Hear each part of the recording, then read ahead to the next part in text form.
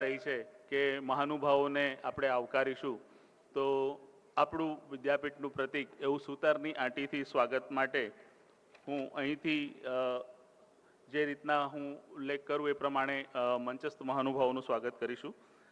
આપણી વચ્ચે પદ્મશ્રી અનિલભાઈ ગુપ્તા, સભ્યશ્રી વિદ્યાસભા ગુજરાત વિદ્યાપીઠ આપણી સામે ઉપસ્થિત છે. તેઓના સ્વાગત માટે હું લોકેશભાઈ જૈનને નિવેદન કરું કે સૂતરની આંટીથી તેઓનું સ્વાગત કરે. મિત્રો સૌ તાળીઓથી વધાવી લઈશું.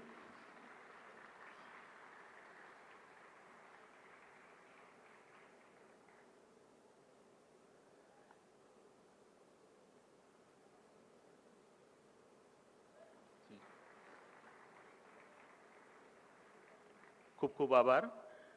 આપણી વચ્ચે શ્રી અજયભાઈ પટેલ, અધ્યક્ષ ગુજરાત સહકારી બેંક ઉપસ્થિત છે. તેઓના સ્વાગત માટે ડૉક્ટર રાજીવભાઈ પટેલને હું નિવેદન કરું કે સૂતરની આંટી અને સાથે શોલ અર્પણ કરી તેઓનું સ્વાગત કરીએ. મિત્રો ફરીથી તાળીથી આપણે સૌ તેઓને વધાવીએ.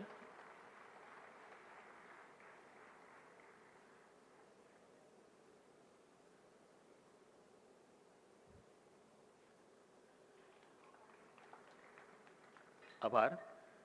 શ્રી ચંદ્રવદનભાઈ શાહ, ટ્રસ્ટી ગુજરાત વિદ્યાપીઠ, ડૉક્ટર શેતલબેન બગોડિયાને નિવેદન કરું કે સૂતરની આંટી અને શાલથી તેઓનું સ્વાગત કરશું.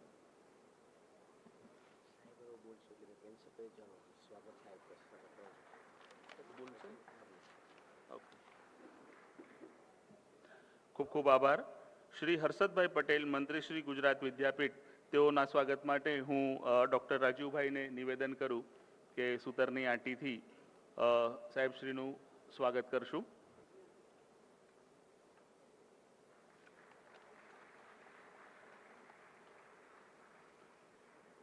ખૂબ ખૂબ આભાર. ગ્રામ વ્યવસ્થાપન અને વાણિજ્ય વિભાગના ભૂતપૂર્વ વિદ્યાર્થીઓના અભૂતપૂર્વ સંમેલનમાં ફરીથી આપ સૌનું હું શાબ્દિક સ્વાગત કરું છું. કાર્યક્રમને આગળ ધપાવતા વિષયલક્ષી માર્ગદર્શન અને ખાસ સ્વાગત પ્રવચન માટે હું શ્રી હર્ષદભાઈ પટેલને નિવેદન કરું કે આવો સાહેબ અને સૌને આવકારશો. આભાર.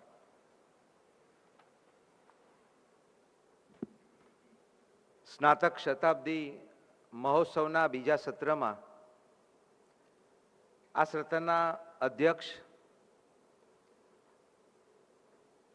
ગુજરાત વિદ્યાપીઠના વિદ્યાસભાના માન્ય સદસ્ય શ્રી, નેશનલ ઇનોવેશન ફાઉન્ડેશનના સ્થાપક, શોધયાત્રાના એક પ્રબળ સારથી, આઈઆઈએમ અમદાવાદના મેનેજમેન્ટના પ્રોફેસર અને અમારા ગુરુવર્ય પદ્મશ્રી અનિલ ગુપ્તા સાહેબ, આપનું અહીંયા હાર્દિક સ્વાગત કરું છું. સમાજ જીવનમાં ઇનોવેશનને શોધી સ્ટાર્ટઅપ અને એને વ્યવસાયિક દ્રષ્ટિથી લઈ જવામાં જેમ સૃષ્ટિ સંસ્થાનું મહત્વ છે, એવી બીજી સહકારી સંસ્થા Gujarat state cooperative bank, red cross, chess association, અનેકવિધ કોમર્સ અને ઇન્ડસ્ટ્રીઝને લગતા સંગઠનો, અને કદાચ હું અહીં કહું તો વધારે નહીં ગણાય કે કોઈ એક સંગઠનને સુચારુરૂપ સંચાલિત કરવા, સક્ષમ કરવા, આર્થિક રીતે સુદૃઢ કરવા માટે જે વિખ્યાત છે એવા શ્રી અજયભાઈ પટેલનું અહીંયા ગુજરાત વિદ્યાપીઠમાં આપણે સ્વાગત કરીએ છીએ. વર્ષો સુધી કોમર્સ ફેકલ્ટીના અધ્યાપક રહ્યા, વ્યવસાય ચાર્ટર્ડ એકાઉન્ટન્ટ, ગુજરાત વિદ્યાપીઠને નાણાકીય અને ફાઇનાન્શિયલ બાબતોમાં સતત માર્ગદર્શન પૂરું પાડનાર, ટ્રસ્ટી હોવા છતાં બીકોમ એમકોમમાં નિયમિતપણે વર્ગો લેવા આવે છે એવા ચંદ્રવદન શાહ સાહેબનું પણ અહીંયા ગુજરાત વિદ્યાપીઠ સ્નાતક સંમેલનમાં હું હાર્દિક સ્વાગત કરું છું.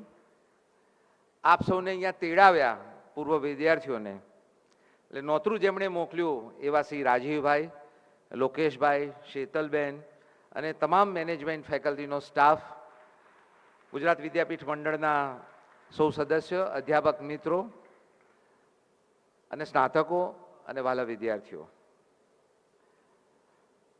પહેલા સત્રમાં સમય થોડો લંબાયો, ભોજનની વ્યવસ્થામાં કેટલાક મિત્રો છે. અહીંયા બીજા સત્રમાં આપ સૌનું સ્વાગત કરતા એટલા માટે આનંદ થાય છે કે શિક્ષણ વિદ્યા શાખા સોશિયલ સાયન્સ એ 70-80 દાયકામાં શરૂ થયેલી વિદ્યા શાખાઓ છે, જ્યારે મેનેજમેન્ટ અને HRM એ હજુ શૈશવ કાળથી યુવાની કાળમાં પ્રવેશ્યા હોય એટલા વર્ષો થયા છે. આમ છતાં તમામે તમામ 7 ફેકલ્ટી અને 18 ડિપાર્ટમેન્ટમાં સૌથી વધારે વિદ્યાર્થીઓ સાથેનો સંપર્ક એ મેનેજમેન્ટ વિદ્યા શાખાનો છે. એટલે એક કુલપતિ તરીકે મેનેજમેન્ટ વિદ્યા શાખાના તમામ અધ્યાપકોને અભિનંદન પાઠવું છું. આપ સૌ પધાર્યા છો, તમારા સંસ્મરણો ભોજન સમયે હળવાશમાં છૂટા પડ્યા બાદ વાગોળવાના છો. બેઠા બેઠા પણ માનસ પટલ પર એવા ઘણા બધા ચિત્રો અંકિત થતા રહે. આપણે પસાર થઈએ ત્યારે આજુબાજુનું વિશ્વ એ જ આપણે ભણવાના સમયનું ત્રાદ્રશ્ય ખડું થાય એવા મનોભાવ સાથે આપ બેઠા છો, અને એ મનોભાવ સાથે આ ભૂમિનું સ્નેહના તાતણાથી જે જોડાણ છે એ તમને અહીંયા ખેંચી લાવ્યું છે, એનો સવિશેષ આનંદ છે. વધુ ન કહેતા પુનઃ આપનું સ્વાગત કરી વિરમું છું. જય જય ગરવી ગુજરાત.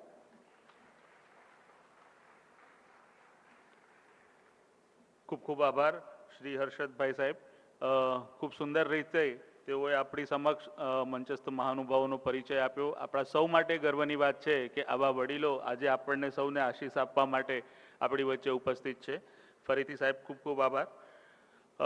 આગળ વધારતા આવકાર અને ગ્રામ વ્યવસ્થાપન પારંગત વિભાગના અધ્યક્ષ એવા હું રાજીવભાઈ પટેલને હું નિવેદન કરું કે વિભાગીય પરિચય અને વિષયલક્ષી માર્ગદર્શન માટે આપ આવશો. જી.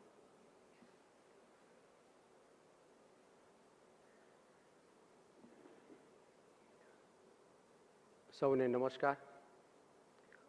પરમ આદરણીય અનિલ સર, પરમ આદરણીય અજયભાઈ,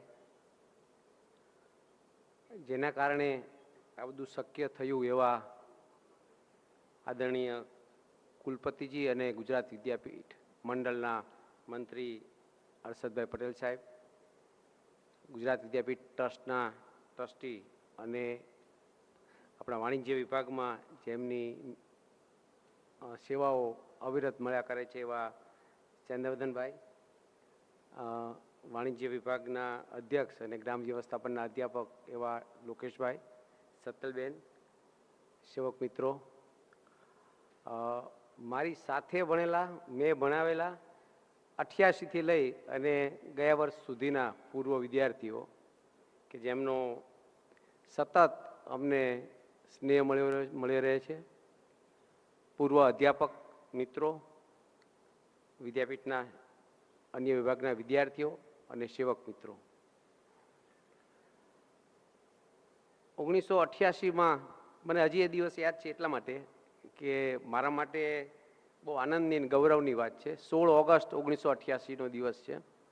સૌથી પહેલાં સાદરાના તાલીમ કેન્દ્ર પરિસરમાં હું અને મારા રૂમ પાર્ટનર બંને પ્રવેશ્યા. એ દિવસે વિભાગની શરૂઆત થઈ. ડૉક્ટર પી દયાળ, જેમણે વર્ષો સુધી આપણા સોશિયલ વર્કમાં કામ કર્યું અધ્યક્ષ તરીકે, 1988માં એમની અધ્યક્ષતામાં વિભાગની શરૂઆત થઈ. 1992માં આપણને all India council of technical એજ્યુકેશનને માન્યતા પણ આપી. ત્યારથી લઈને અત્યાર સુધીમાં વિભાગે ઘણો બધો વિકાસ કર્યો. દયાળ સાહેબના નેતૃત્વમાં એમની સાથે બધાની આ શરૂઆતની બેચના વિદ્યાર્થીઓને ખબર છે કે સિદ્દીકી સાહેબ, ડૉક્ટર DS પરમાર કરીને એક સાહેબ આવતા હતા, ત્યાર પછી PN શાહ, દીપાલીબેન, ત્યાર પછીના આઝાદ સાહેબ આવ્યા. આઝાદ સાહેબ જો કે સૌથી પહેલાં અધ્યાપક વિભાગમાં આવવાવાળા ગુલાબસિંહ આઝાદ. ત્યાર પછી એમણે વિભાગીય અધ્યક્ષ તરીકે પણ કામ કર્યું. ત્યાર પછી હું, મયુરીબેન, ફાલ્ગુનીબેન, મધુસૂદનભાઈ, સતીશભાઈ, લોકેશભાઈ, અમીષાબેન. વિદ્યાર્થીઓની સંખ્યા પણ વધતી ગઈ. અમારી બેચમાં માત્ર 12 વિદ્યાર્થીઓ, 8 છાત્રાલયની રૂમો અને 1 ક્વાર્ટર્સ, આમાં વિભાગ શરૂ થયો હતો. ત્યાર પછી 3 માળનું બિલ્ડિંગ આપણે સાદરામમાં પણ બનાવ્યું. વિભાગે વર્ષ પદ્ધતિથી શરૂ કરી 2001માં સેમેસ્ટર પદ્ધતિમાં આપણે વિભાગને અભ્યાસક્રમને પરિવર્તિત કર્યો. જેમ જેમ જરૂરિયાત પ્રમાણે, સરકારના માર્ગદર્શન પ્રમાણે જે કંઈ ફેરફારો કરવા પડ્યા એ ફેરફારો આપણે કર્યા. પણ શરૂઆતથી લઈને અત્યાર સુધી મુખ્ય જે આપણા કોર્સની વાત રહીએ કે 60% થિયરી, 40% પ્રેક્ટિકલ, થોડું ઘણું આગું પાછું કરીએ અને એનો લાભ સતત વિદ્યાર્થીને મળતો રહે છે. આજે ગુજરાતના અને અનેક રાજ્યોમાં આપણા વિદ્યાર્થીઓ કામ કરે છે. સ્ટેટ એડથી લઈ પોતાની સ્વૈચ્છિક સંસ્થાઓ ઊભી કરી છે. કોઈ પણ ખૂણે ગુજરાતના કામ હોય, આપણે પદયાત્રાનું કામ હોય કે બીજા સંપર્કનું કામ હોય તો આપણો વિદ્યાર્થી ત્યાં મળી જાય, અને તે ના હોય તો એના સંપર્કો હોય જેણે એટલું બધું કામ કરેલું છે. મૂળભૂત જે ખ્યાલ હતો વિદ્યાપીઠનો, કે વિદ્યાપીઠના ધ્યેયોમાં પણ છે કે ગ્રામીણ વિસ્તારોને પ્રાધાન્ય આપવું. 1988માં આખા ભારતમાં પહેલીવાર કોઈ યુનિવર્સિટીએ વ્યવસ્થાપનનો કોર્સ ગુજરાતીમાં શરૂ કર્યો હોય તો એવું માત્ર ગુજરાત વિદ્યાપીઠ.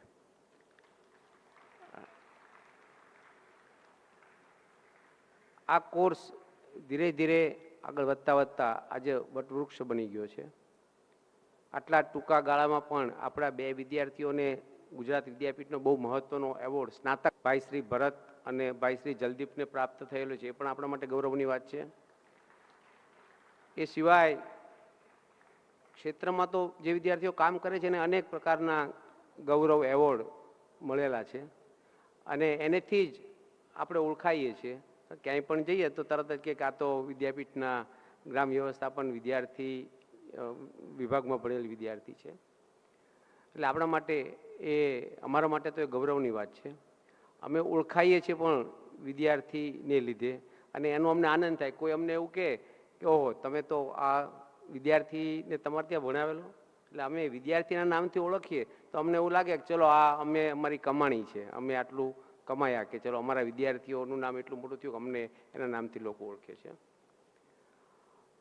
ત્યાર પછી વિભાગમાં માનવ સંસાધન વિભાગ વર્ષોથી અહીંયા ચાલતો હતો. 2004માં આપણે એને શરૂ કર્યો. એમાં પણ લગભગ વિભાગ અલગ ચાલતા, પણ સંધ્યાબેન અહીં બેઠા જ છે, 2 વિભાગ અલગ ચાલતા હોય પણ લગભગ અમે એકબીજા સાથે વિચાર વિમર્શ કરી અને એકબીજાને મદદરૂપ થતા આવ્યા છીએ. ધીરે ધીરે અમે અમદાવાદ આવ્યા અને કોર્સને પછી એવું લાગ્યું કે 2 અલગ અલગ ચલાવે એની કરતાં સાથે જ ચલાવીએ, એટલે આપણે એને શરૂ કર્યો. અને ત્યાર પછી ફેકલ્ટીમાં આપણે આ વર્ષથી વાણિજ્ય વિભાગ પણ આપણે શરૂ કર્યો છે. એટલે નાના એવા 12 વિદ્યાર્થીઓથી શરૂ થયેલો વિભાગ આજે આટલી મોટી ફેકલ્ટી તરીકે વિકસ્યો છે. અને છેલ્લા વર્ષોમાં તો અમને છેલ્લા 2 વર્ષથી આખા કોર્સને જે નવી શિક્ષણ નીતિ છે એ પ્રમાણે ઢાળી દીધો છે. આપણે ફૂલ્લી નવી શિક્ષણ નીતિ પ્રમાણે જ આખો અભ્યાસક્રમ બનાવ્યો છે. કલાકોના કલાકો મને કહેતા આનંદ થાય છે અને ગર્વ પણ લઉં છું કે કોઈ યુનિવર્સિટીના વાઇસ ચાન્સેલર કોઈ અભ્યાસક્રમમાં આટલો ટાઈમ જોવામાં અને માર્ગદર્શન આપવામાં કદાચ નહીં લીધો હોય. એક એક લીટી, એક એક કોર્સ, એની ચર્ચા અધ્યાપક સાથે, એમાં ફેરફારો અને એટલી 2 વર્ષની મહેનતને અંતે આજે આપણો અભ્યાસક્રમ છે એ એકદમ સશક્ત બની ગયો છે. વિદ્યાર્થીઓના જો કામો ગણાય એ વિભાગના તો એ કચ્છનો ભૂકંપ હોય, કાશ્મીરનો ભૂકંપ હોય, બિહારનો પૂર હોય, આ દરેક જગ્યાએ અધ્યાપકો સાથે, માત્ર વિદ્યાર્થીઓ નહીં, અધ્યાપકો પણ, કાશ્મીરમાં પણ અધ્યાપકો ગયેલા છે, બિહારમાં પણ વિદ્યાર્થીઓને લઈ અધ્યાપકો ગયેલા છે. ભૂકંપ પછીના સર્વે, સૌથી મોટો સર્વે જો કહી શકીએ તો એટલો મોટો સર્વે જે વિદ્યાપીઠે કર્યો એમાં પણ વિભાગનું મહત્વનું પ્રદાન રહ્યું છે. આવા અનેક કામોથી વિદ્યાર્થીઓ ઘડાયા છે અને એનો લાભ જ્યારે એ લોકો ક્ષેત્રમાં કામ કરે છે ત્યારે એમને અવશ્ય મળે છે. આવા વિભાગ સાથે તમે જોડાયા છો એનો અમને આનંદ પણ છે. આજે હું આપણે બધાને સૌને આવકારું છું અને આપણો સંબંધ સતત ચાલુ રહે. વિદ્યાપીઠ સાથે તમે જોડાયેલા રહો, વિદ્યાપીઠને તમારો ક્ષેત્રના નિપુણતાનો લાભ મળતો રહે, વિદ્યાર્થીનો મળતો રહે એવી અપેક્ષા સાથે ફરીથી આપ સૌને હું આવકારું છું. આભાર.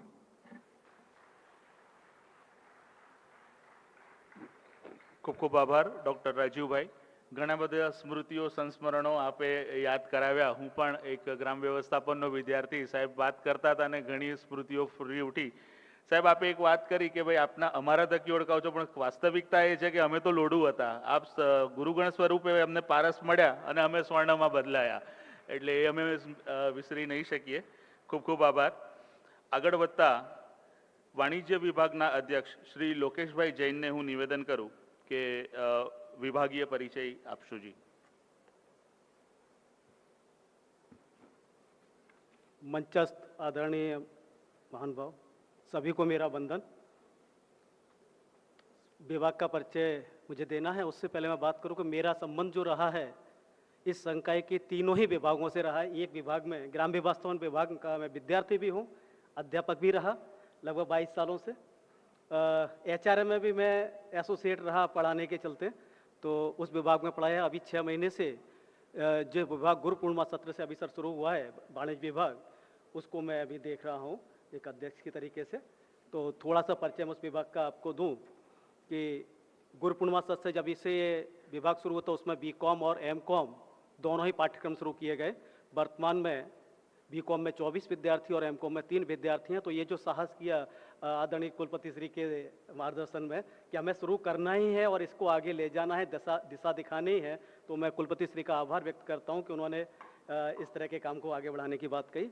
हालांकि ऐसा नहीं, मैं थोड़ा पीछे जाना चाहता हूं.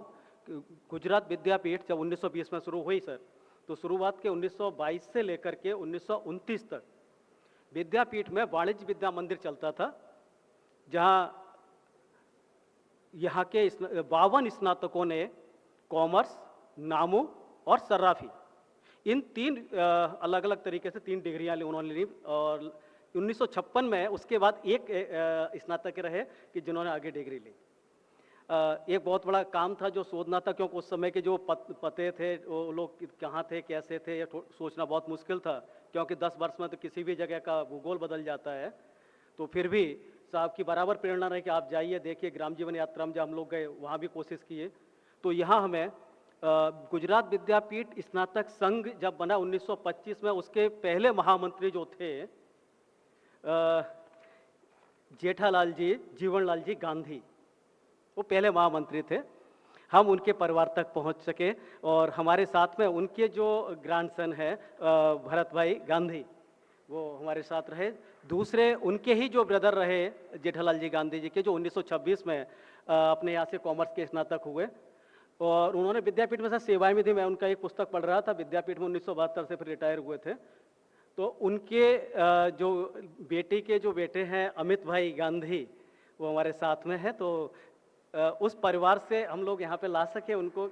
मैं उनका थोड़ा सा एक और कंट्रीब्यूशन बताऊँ. उस समय भले ही विद्यापीठ परंपरागत वाणिज्य के कोर्स शुरू नहीं कर पा रहे थे, लेकिन जेठालाल जी गांधी, जिनका जन्म की 1904 में हुआ था, कल उनका बर्थडे भी है, तो वो जुड़े. उस समय विद्यापीठ की जो स्थिति थी कि स्वतंत्रता आंदोलन में जाना था, स्वदेशी की बात जो आज हम कर रहे हैं उस समय भी करनी थी, उस आंदोलन को आगे ले जाना था, समाज के साथ रचनात्मक कार्यों से जुड़ना था. तो ये सारे काम वाणिज्य विद्या के विद्यार्थी बन करके उन्होंने उस समय किए. और वो भी उस समय जब विद्यापीठ मुश्किल में थी, अंग्रेजों ने उसकी वैधता थी उस पर भी उनमें प्रश्न खड़े किए थे. तो उस समय में इन्होंने अपनी सेवाएं दी.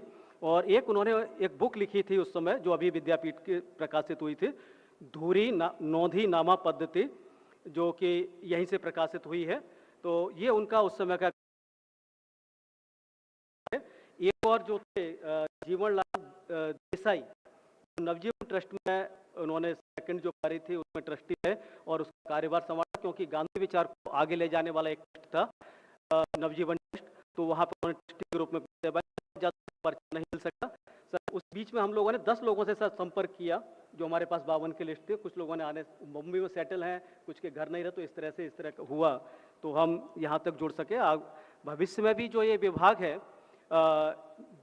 नई शिक्षा पद्धति जो हमारी है, राष्ट्रीय शिक्षा नीति है 2020, उसके अनुरूप अपने पाठ्यक्रम को आगे ले जाते हुए विद्यार्थियों के विकास के लिए कटिबद्ध है। हमारे साथ मार्गदर्शक हैं, तो हम उनके साथ आगे चलें। बहुत बहुत धन्यवाद।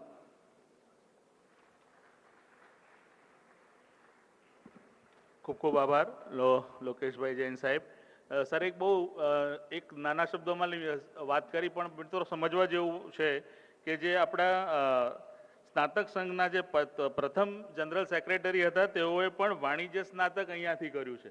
એટલે તમે વિચાર કરો કે આપણું વિદ્યાપીઠનો રેલો કેટલા સમયથી અને અવિરતપણે ફેલાઈ રહ્યો છે. આજે માત્ર ગુજરાત નહીં, વિદેશમાં પણ આપણા વિદ્યાર્થીઓ છે અને અભૂતપૂર્વ સિદ્ધિઓ પ્રાપ્ત કરી રહ્યા છે. આગળ વધતા માનવ સંસાધન વિષયના ડોક્ટર શેતલબેન વડોદરિયાને હું નિવેદન કરું કે વિષયલક્ષી રજૂઆત કરે.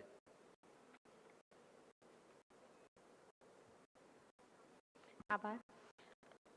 આદરણીય મંચસ્થ મહાનુભાવો, નમસ્કાર. હું 2004માં આ કોર્સની શરૂઆત થઈ. ડૉક્ટર સંધ્યાબેન ઠાકર એના પ્રથમ નિયામક અને આ કોર્સને શરૂ કરનારા આજે પણ અત્યારે આપણી સાથે અહીંયા ઉપસ્થિત છે. સંધ્યાબેન, તમારું સ્વાગત છે અને અમારી સાથે સતત પ્રેરણા અને આપી રહ્યા છો એ માટે આપનો ધન્યવાદ. આ કોર્સ 2004માં શરૂ થયો, એના પછી મારી એન્ટ્રી થઈ. એટલે કોર્સ ઓગસ્ટમાં એડમિશન થઈ ગયા અને હું સપ્ટેમ્બરમાં આવી. એટલે અહીંયા જે અમુક બેઠા છે વિદ્યાર્થીઓ, તે વખતે મને કહેતા, મેડમ અમે તમારા કરતાં સિનિયર છે. આજે પણ એ લોકો અહીંયા બેઠા છે.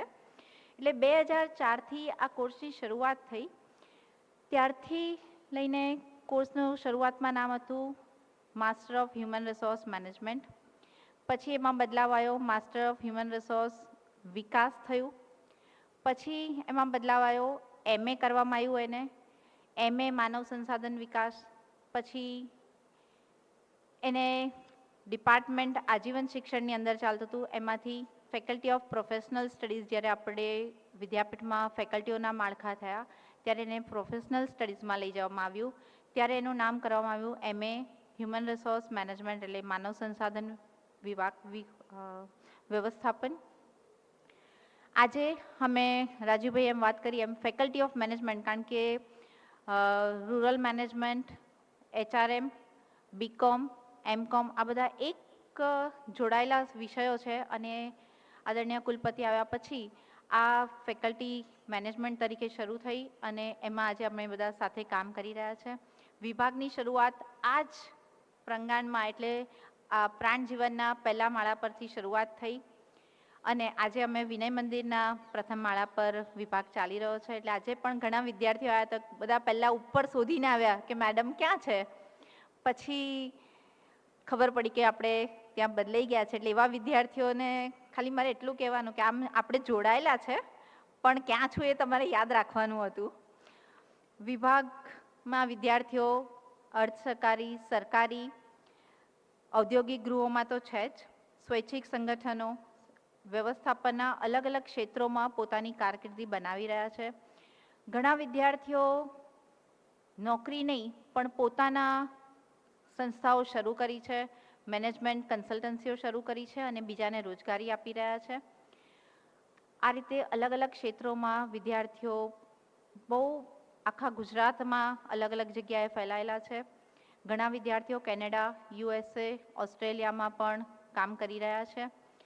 આ બધા વિદ્યાર્થીઓ અમારું જે અલુમિના એસોસિએશન છે, એટલે સ્નાતક સંઘ છે, એ HRM આમ તો 2009થી શરૂ કર્યું હતું. 2018માં એને અમે ચેરિટી કમિશનરમાં રજિસ્ટર કરાવ્યું અને 356 વિદ્યાર્થીઓ એમાં રજિસ્ટર સાથે આજે પણ સતત કાર્યરત છે.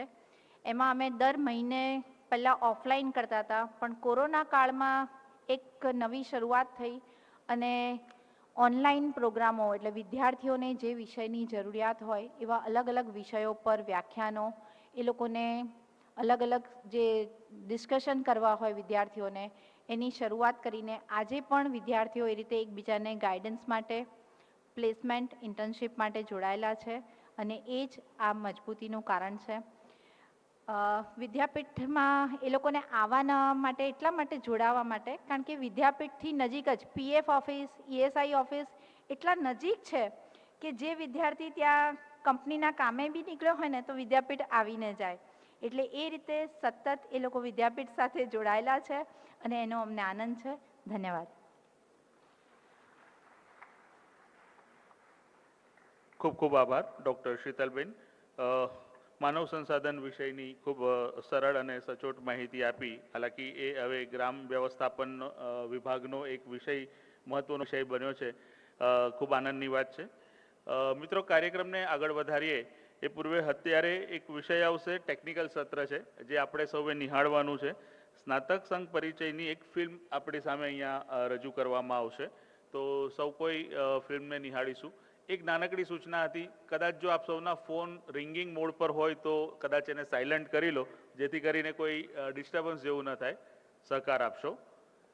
Technical team. મહાત્મા ગાંધી દ્વારા 18 ઓક્ટોબર 1920ના રોજ કરવામાં આવી, જેનો ઉદ્દેશ હતો કે એવા યુવાનો તૈયાર કરવા જે રાષ્ટ્ર નિર્માણ કાર્યમાં યોગદાન આપી શકે.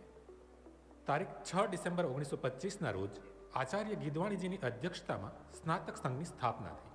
ત્યારબાદ તારીખ 12 ડિસેમ્બર 1926ના રોજ આચાર્ય ગીધવાણીજીની અધ્યક્ષતામાં, તારીખ 16 જાન્યુઆરી 1928ના રોજ આચાર્ય કૃપલાણીજીની અધ્યક્ષતામાં, તારીખ 11 જાન્યુઆરી 1929ના રોજ કિશોરલાલ મશરૂવાળાની અધ્યક્ષતામાં, તારીખ 12 એપ્રિલ 1931ના રોજ રાજાજીની અધ્યક્ષતામાં, તારીખ 15 માર્ચ 1936ના રોજ કાકા સાહેબ કાલેલકરની અધ્યક્ષતામાં, તારીખ 7 માર્ચ 1937ના રોજ સરદાર વલ્લભભાઈ પટેલની અધ્યક્ષતામાં, તારીખ 12 ફેબ્રુઆરી 1939ના રોજ મંગળદાસ પકવાસાની અધ્યક્ષતામાં, તારીખ 23 ડિસેમ્બર 1939 અને તારીખ 16 એપ્રિલ 1950ના રોજ મોરારજીભાઈ દેસાઈની અધ્યક્ષતામાં, તારીખ 1 માર્ચ 1952ના રોજ નાનકની અધ્યક્ષતામાં, તારીખ 15 નવેમ્બર 1954ના રોજ પરીક્ષિતલાલ મજમુદાર અને તારીખ 3 નવેમ્બર 1957ના રોજ મગનભાઈ દેસાઈની અધ્યક્ષતામાં સ્નાતક સંઘના સંમેલનો યોજાયા છે. સ્નાતક સંપર્ક માટે અધિવેશનો ઉપરાંત સ્નાતક સંઘની સંપર્ક સૂચિકાઓ પણ પ્રકાશિત કરવામાં આવી. પ્રાદેશિક અને જિલ્લા અધિવેશનો પણ યોજાતા રહ્યા. સાથે સાથે ઉચ્ચ શિક્ષણના શૈક્ષણિક વિભાગો દ્વારા જે તે વિષયના પૂર્વ વિદ્યાર્થી સંગઠનની રચના પણ થવા લાગી અને સંમેલનો યોજાતા રહ્યા.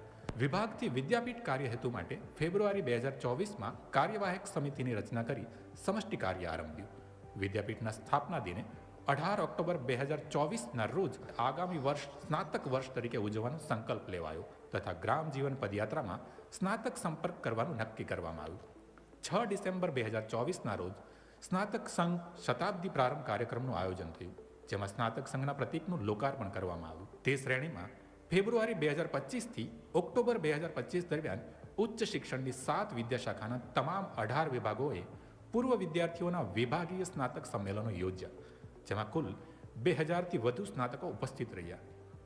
10થી 15 નવેમ્બર દરમિયાન યોજાયેલી ગાંધી ગ્રામજીવન સ્વાવલંબન યાત્રા દરમિયાન વિદ્યાર્થીઓ અને સેવકોએ 34 જિલ્લામાં સ્થિત સ્નાતકોનો ટેલિફોનિક કે રૂબરૂ સંપર્ક કર્યો, તો અન્ય રાજ્યો અને વિદેશમાં વસતા પૂર્વ વિદ્યાર્થીઓને સ્નાતક સંઘના શતાબ્દી મહોત્સવમાં પધારવાનું નિમંત્રણ પાઠવ્યું.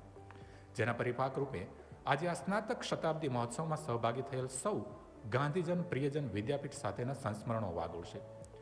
આકરી લાગતી પરિપાટી, યાદ આવતી ભાખરી, સફાઈ સમૂહજીવનને ખાદી, ઉપાસનામાં રેંટીઓને આંટી, શિબિરે ઘડાઈ જીવન પ્રગતિ, હૈયા બોલે વિરાસત છીએ વિદ્યાપીઠ તણી. વિદ્યાપીઠ સૌને ગમતી, સૌને ગમતી. ગુજરાત વિદ્યાપીઠ ગમતી, ગુજરાત વિદ્યાપીઠ ગમતી.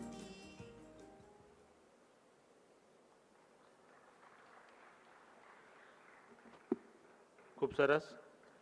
મિત્રો, આ ફિલ્મ જોઈને પણ આપણી ઘણી સ્મૃતિઓ તાજી થાય છે અને કેટલોક વિષય પણ આપણી સામે સ્પષ્ટ થાય છે.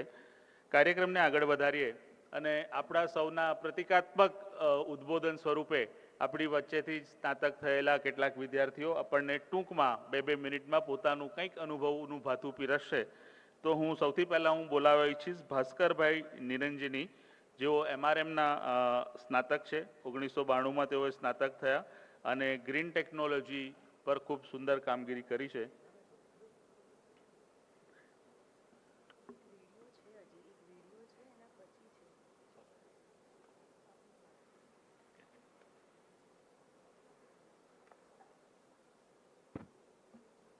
મંચસ્થ મહાનુભાવો,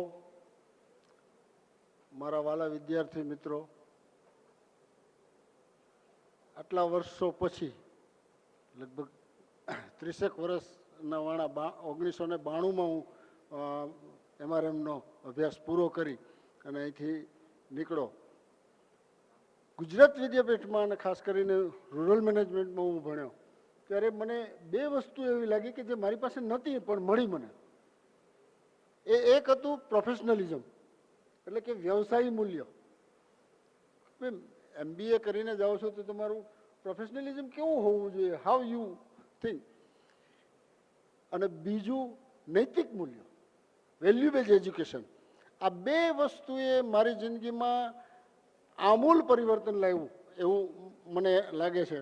મિત્રો, મેં NGOથી કામની શરૂઆત કરી, સ્વૈચ્છિક સંસ્થામાં પહેલાં કામ કર્યું, એના પછી મલ્ટીનેશનલ કંપની વિદેશની, પહેલાં સાંઘી સિમેન્ટમાં કામ કર્યું, CSR સંભાળતો, પછી મલ્ટીનેશનલ કંપની હતી એમનું એરિયા કોઓર્ડિનેટર તરીકે કામ કર્યું, પછી સ્વૈચ્છિક સંસ્થાઓનું સંગઠનમાં નેટવર્કનું કામ કરતા અને એમાં હું ચીફ કોઓર્ડિનેટર તરીકે હતો. એક્સેલ, પાર્લેના CSRના કામ સંભાળ્યા. એટલે અનેકવિધ પ્રવૃત્તિઓમાં મારો થયું છે. અને અત્યારે હું Raghavendra green technology private limited કંપનીનો સ્થાપક ડિરેક્ટર છું. આ બધા અનુભવ પછી મને લાગે છે કે જે શરૂઆતમાં ખૂબ જરાય મહત્વ નહોતા આપતા, અમે શિક્ષકો બહુ મહત્વ આપતા હતા વેલ્યુ બેઝ એજ્યુકેશનને, પ્રોફેશનલિઝમને. હું યાદ કરીશ કે પહેલી ટેવ મને દયાલ સાહેબે જો પાડી હોય તો શીખવાની. કારણ કે મેં એક વસ્તુ જોઈ કે 65 વર્ષની ઉંમરે દયાલ સાહેબ જેને આખી જિંદગી સોશિયલ વર્કમાં નાખી, એ અમને MBA ભણાવતા, મેનેજમેન્ટનું ભણાવતા, તો આપણે દંગ રહી જાય. એટલે મેં એક વખત વાત કરી સાહેબને કે મને કે શીખું છું હું હજી.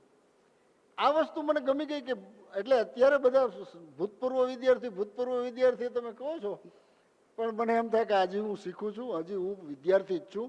આપણે બધા જ્યાં સુધી વિદ્યાર્થી હોવાનું રાખશું ત્યાં સુધી આગળ વધી શકશું એવું મારું માનવું છે.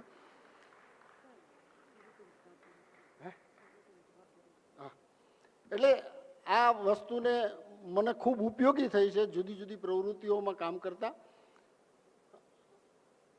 છેવટે મારે એટલું કહેવું કે સાથે મળતા રહી, સંપર્ક થતા રહે, નેટવર્કિંગ થતું રહે, અપડેટેડ થતા રહીએ તો વધારે આપણે પ્રગતિ કરી શકીએ, એકબીજાના અનુભવોની આપ લે થાય.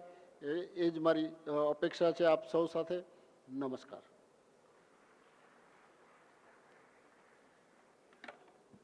ખૂબ ખૂબ આભાર. મિત્રો, એક સરસ વ્યવસ્થા ગોઠવાઈ છે. આપણા જ જેવા વિદ્યાર્થીઓના સંસ્મરણોની સ્મૃતિ સ્વરૂપે એક સુંદર વિડીયો બનેલો છે. તો કદાચ આપણે એને નિહાળીએ તો ઓર મજા આવશે. તો વિદ્યાપીઠના સહકારથી, ટેકનિકલ ટીમના સહકારથી, વિદ્યાર્થીઓના સહકારથી એ વિડીયો આપણી સમક્ષ હવે પ્લે થશે. એમાં ઘણું ભાથું આપણને યાદ આવશે. કાતળ, ઉપાસના, વોકેશનલ એજ્યુકેશન માટે ચાલતી વિવિધ પ્રવૃત્તિઓ એ મેનેજમેન્ટને મૂલ્ય આધારિત મેનેજમેન્ટ બનાવે છે. વિદ્યાપીઠમાંથી જે શીખી છું, आत्मनिर्भर कई રીતના बनવું ને કોઈ પણ કામને નાનું ન ગણવું. भारत विद्यापीठ में गुजरे हुए साल मेरे लिए सिर्फ एकेडमिक जर्नी नहीं बल्कि एक जीवन शैली की तरह रहा है. વિદ્યાપીઠના સ્વદેશી વિચારો, મહાત્મા ગાંધીજીના આદર્શો અને સર્વોદયના મૂલ્યો મને જીવનમાં ખૂબ જ પ્રેરણા આપે છે. અને કરકસરયુક્ત જીવન કેવી રીતે જીવાય એના બીજ વિદ્યાપીઠમાંથી જ રોપાયા છે. मुझे हमेशा अपनापन लगा. मैंने कभी ऐसा सोचा भी नहीं था कि इतना अपनापन मुझे लगेगा. वहाँ का जो सामूहिक जीवन शैली है वो काफ़ी प्रभावित करता है. वहाँ के जो गांधीयन प्रिंसिपल्स है उसके ऊपर हमें पर्सनालिटी जो है वो डेवलप होता है.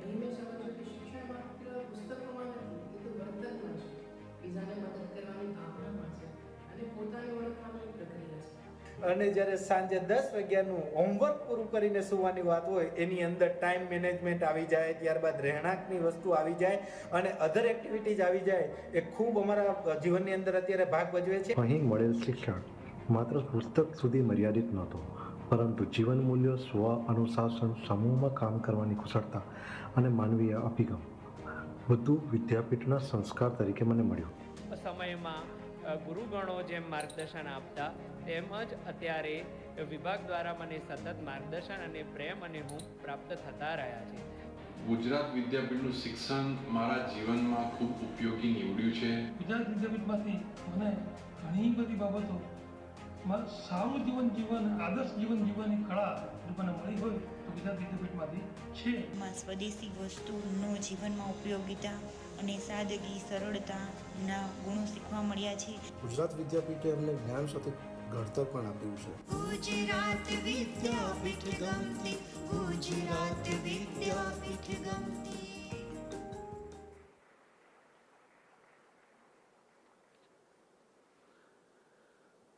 ખૂબ સરસ. નાનકડું સંકલન પણ ઘણા બધાને આવરી લઈને આપણને આપણી સમક્ષ કેટલી બધી સ્મૃતિઓ યાદ કરાવી. મિત્રો, સમય મર્યાદાને ધ્યાનમાં રાખી આપણે કાર્યક્રમને આગળ વધારીએ છીએ. કેટલાક વિદ્યાર્થીઓના ભૂતપૂર્વના થઈ રહ્યા છે. આપણામાંથી જ કેટલાક વિદ્યાર્થીઓ જે આગવી કામગીરી કરી રહ્યા છે, તો હું તેઓના નામ બોલીશ અને મંચસ્થ મહાનુભાવોને નિવેદન કરીશ કે એ વિદ્યાર્થીઓને આપ સન્માનિત કરશો તેઓ કામગીરી બદલ, સમાજમાં યોગદાન બદલ. હું નામ બોલું છું ભાસ્કરભાઈ નિરંજની. તેઓ ઝડપથી મંચ ઉપર આવશે અને અતિથિ વિશેષ અને મુખ્ય મહેમાનો તરફથી તેઓને સન્માનિત કરી પ્રતિકાત્મક સ્મૃતિ આપવામાં આવી રહી છે. સૌ મિત્રો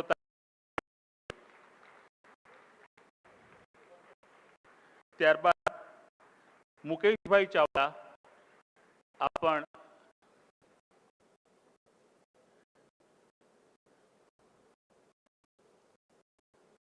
અને તેઓનું પણ અહીંયા સન્માન કરવામાં આવી રહ્યું છે. વિજયભાઈ રબારી,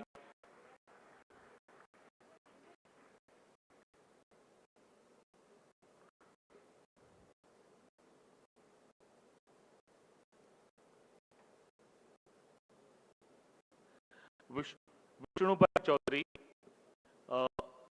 મંચ પર આવશો અને આપને સન્માનિત કરવામાં આવશે.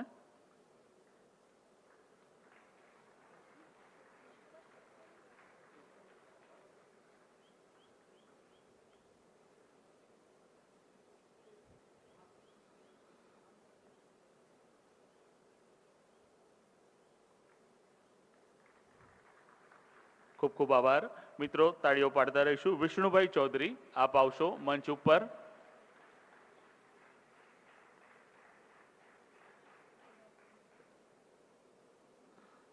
ત્યારબાદ નિલેશભાઈ પ્રિયદર્શી તૈયાર રહે.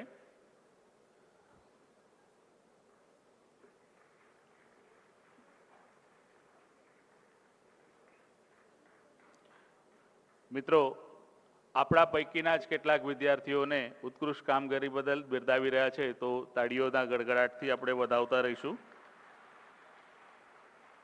નિલેશભાઈ પ્રિયદર્શી આપ ઝડપથી મંચ ઉપર આવશો.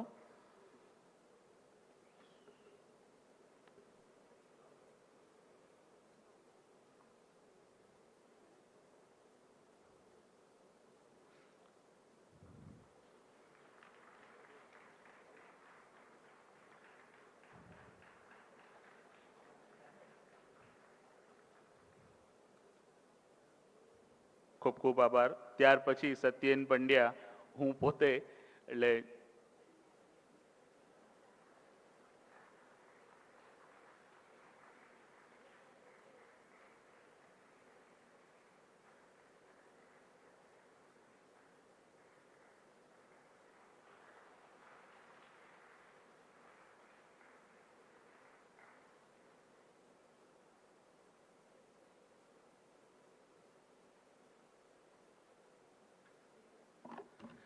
ખૂબ ખૂબ આભાર. મિત્રો એકવાર જોરદાર તાળીઓથી સૌને વધાવીએ અને જે મિત્રો અહીંયા હાજર નથી તેઓ સુધી પણ આ ગુંજ પહોંચે એવી આપણે આશા રાખીએ છીએ. આગળ વધતા આજના અતિથિ વિશેષ એવા ચંદ્રવદનભાઈ શાહ, ટ્રસ્ટી શ્રી ગુજરાત વિદ્યાપીઠ, તેઓને હું નિવેદન કરું કે વિષયલક્ષી માર્ગદર્શન આપે.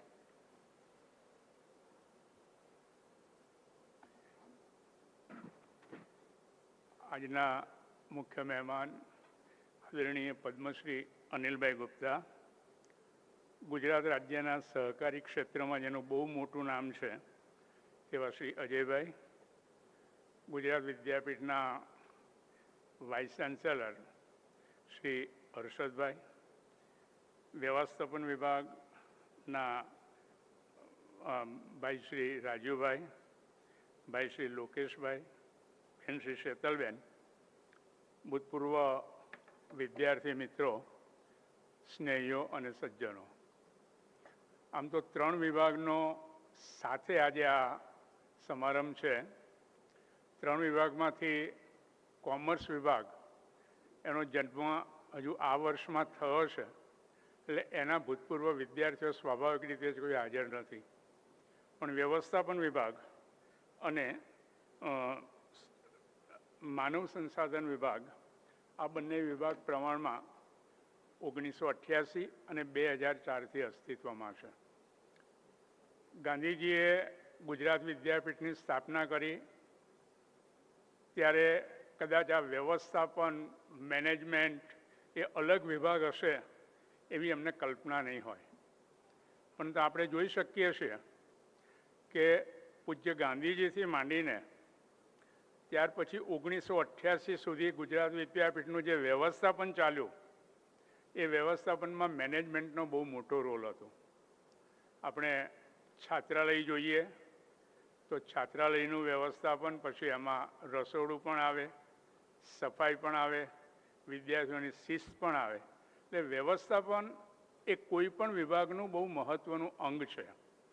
હું ચાર્ટર્ડ એકાઉન્ટન્ટ તરીકે ઘણી બધી સંસ્થાઓ સાથે જોડાયેલો છું અને એમાં મેં ખાસ જોયું છે કે જે રૂરલ એરિયામાં કામ કરતી સંસ્થાઓ છે એ સંસ્થાઓ ક્યાંક ને ક્યાંક મેનેજમેન્ટ, એકાઉન્ટ્સ, કાયદાનું પાલન એમાં ક્યાંક ને ક્યાંક મુશ્કેલીઓ સહન કરે છે.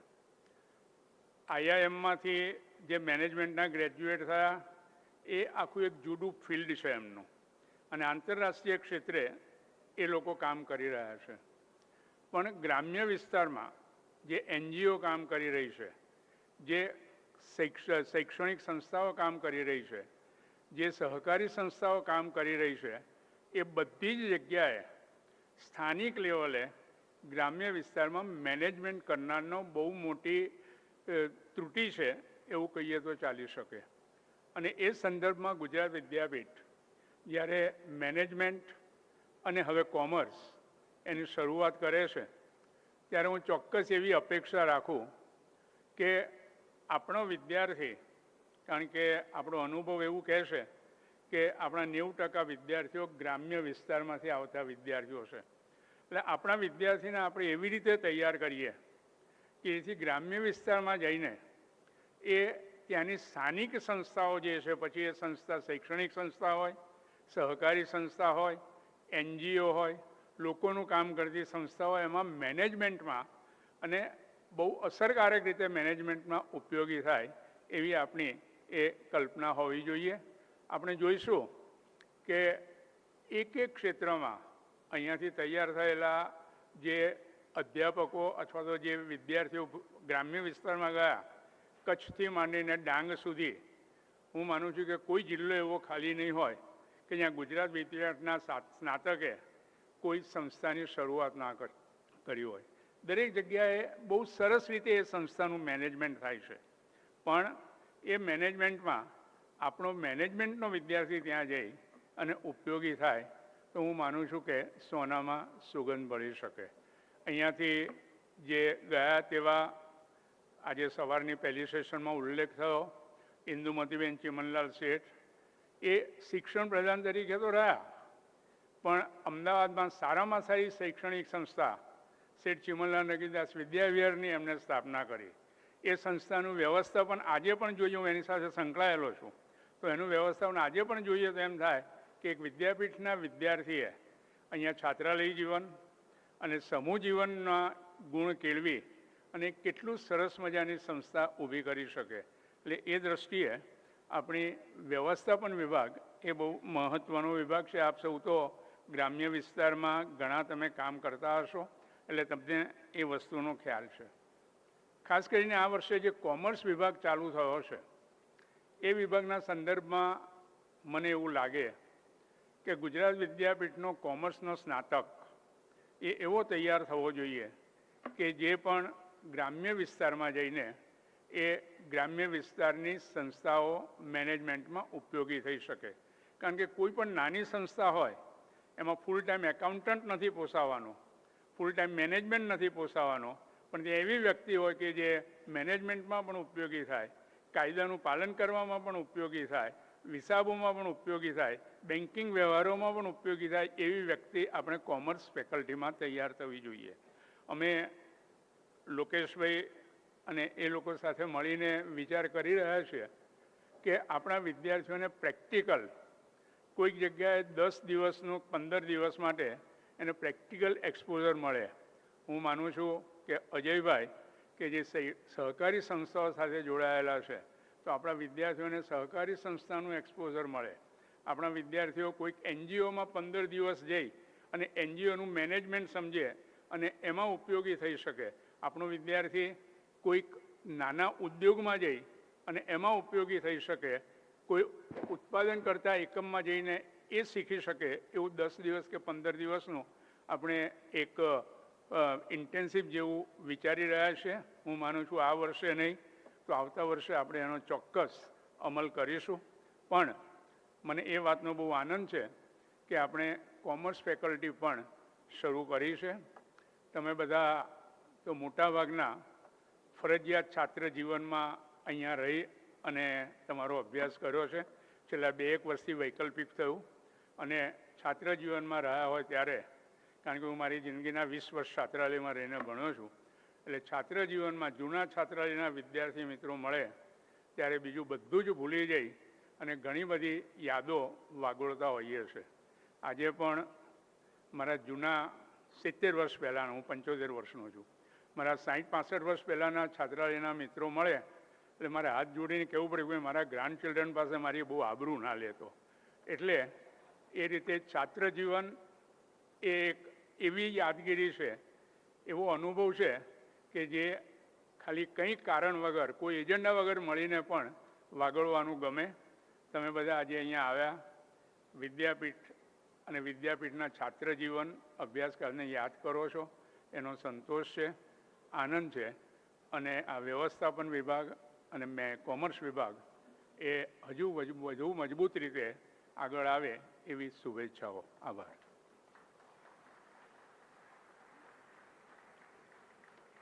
ખૂબ ખૂબ આભાર ચંદ્રવદનભાઈ શાહ સાહેબ. ખૂબ ઊંડાણપૂર્વકની વાતો કરી. નવા હાલમાં જે ભણી રહ્યા છે ભવિષ્યના સ્નાતકો આપ સૌ માટે ખૂબ જરૂરી ઉદ્બોધન હતું અને સર આપના આશીર્વાદથી કેટલાક જૂના વિદ્યાર્થીઓ પણ એ દિશામાં પ્રયત્નો કરી રહ્યા છે. કાર્યક્રમને આગળ વધારીએ. આજના મુખ્ય અતિથિ શ્રી અજયભાઈ પટેલ સાહેબ, અધ્યક્ષ શ્રી ગુજરાત રાજ્ય સહકાર બેંક, તેઓને હું નિવેદન કરું કે માર્ગદર્શન આપશું.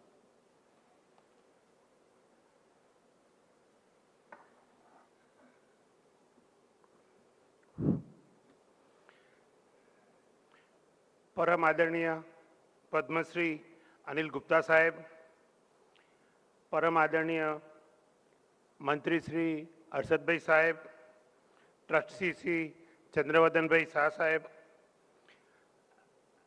ડૉક્ટર રાજીવભાઈ પટેલ સાહેબ, ડૉક્ટર લોકેશભાઈ જૈન સાહેબ, બેન શ્રી શેતલ બદોડિયા, આપ સૌ સંસ્થાના આજે જે શતાબ્દી મહોત્સવ ઉજવણી પેટે આપ સૌ ભેગા થયા છે, ત્યારે અત્યાર સુધી જે આ સંસ્થામાં સેવા આપી હોય એવા વડીલ મુરબ્બીઓ, અહીંયા પ્રાધ્યાપક અને વિદ્યાર્થી ભાઈઓ, ભૂતપૂર્વ વિદ્યાર્થી ભાઈઓ ને બહેનો, સૌપ્રથમ તો કોઈ પણ સંસ્થાની શતાબ્દી હોવી એ બહુ ગર્વની વાત છે અને ગાંધીજીએ જે ઉદ્દેશ માટે આ સંસ્થા બનાવી હતી એને અત્યાર સુધી પાલન કર્યું છે. આ મેનેજમેન્ટની જે આપણે વાત કરીએ છીએ એ સરળતા, સાદગી અને વ્યવસ્થાપન, આ બધું સાથે રહીને અહીંયા જે તમને જ્ઞાન મળ્યું હોય એ ખરેખર તમને બધાને અભિનંદનને પાત્ર છે. મારો આજનો વિષય છે સહકાર. સહકારની સ્થાપના બી સરદાર વલ્લભભાઈએ સૌથી પહેલાં અમૂલ જે 117 વર્ષ પહેલાં 2-4 દૂધ પશુપાલકો પાસેથી દૂધ ઉઘરાઈને અને પછી મંડળી બનાવીને ધીમે ધીમે ધીમે અમૂલ, અત્યારે તો અમૂલમાં લગભગ 36 લાખ ભાઈઓ અને બહેનો પશુપાલકો એની સાથે જોડાયેલા છે અને રોજનું 2 કરોડ ને 40 લાખ લીટર દૂધ આખી વ્યવસ્થા એ રીતે બનાવેલી છે કે તમારા સુધી બી એટલે સેલ્સ અને વ્યવસ્થા અને વ્યવસ્થાપકનો સૌથી મોટો જો એક્ઝામ્પલ અત્યારે આપણા બધાના સમયમાં આપવો હોય તો કોરોના હેન્ડલિંગ.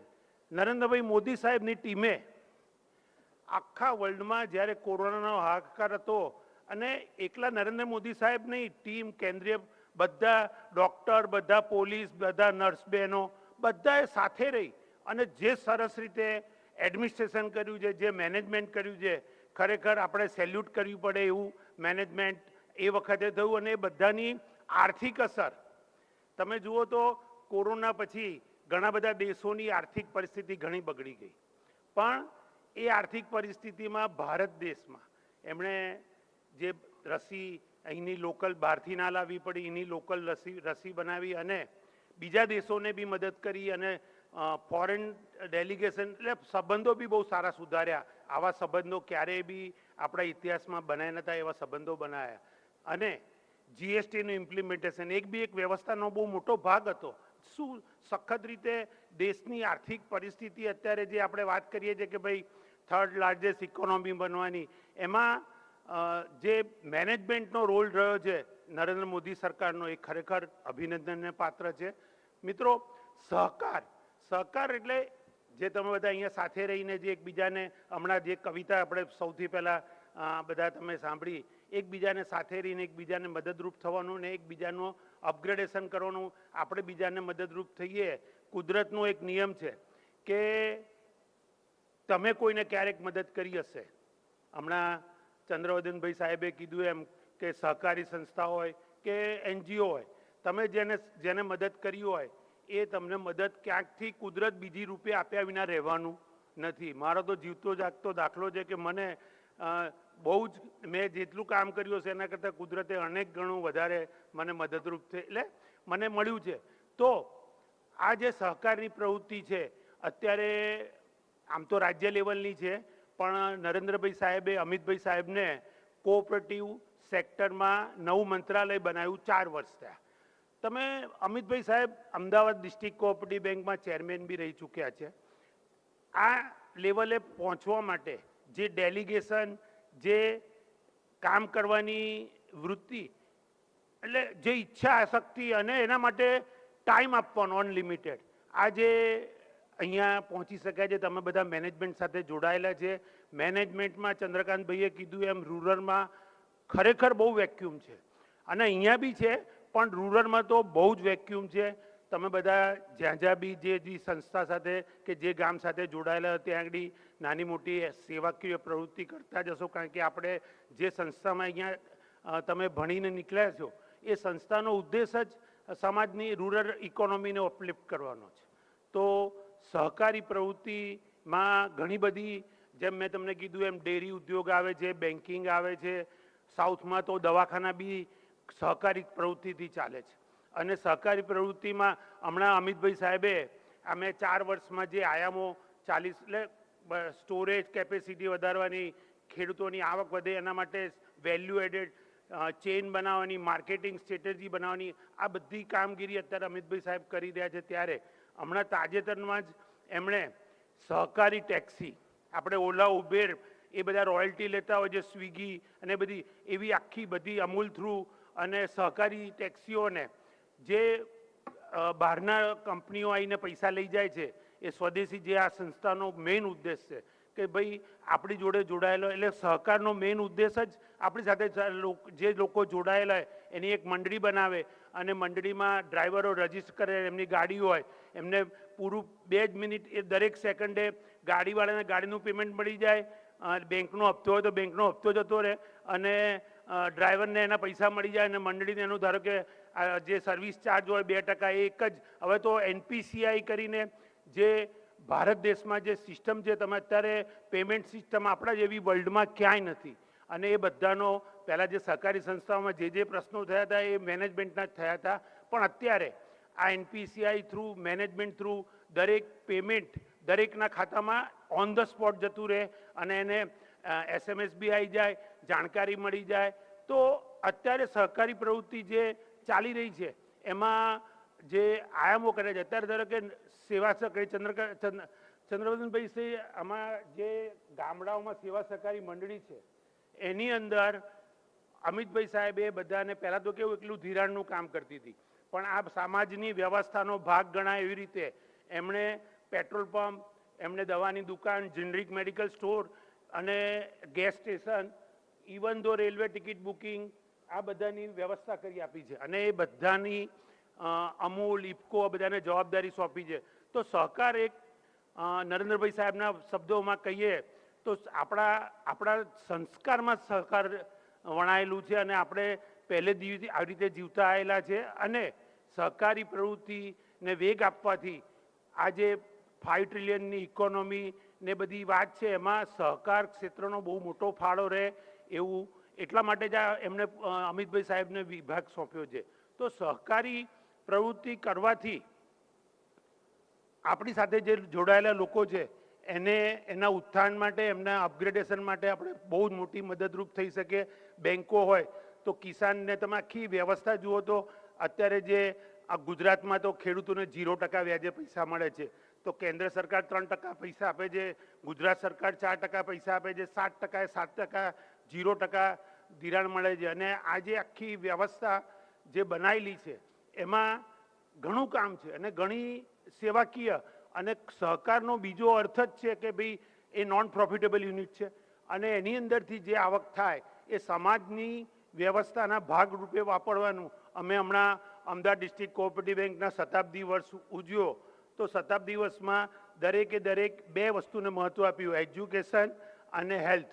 એમાં જેટલી મદદરૂપ થવાય એટલું કરવાની કોશિશ કરી.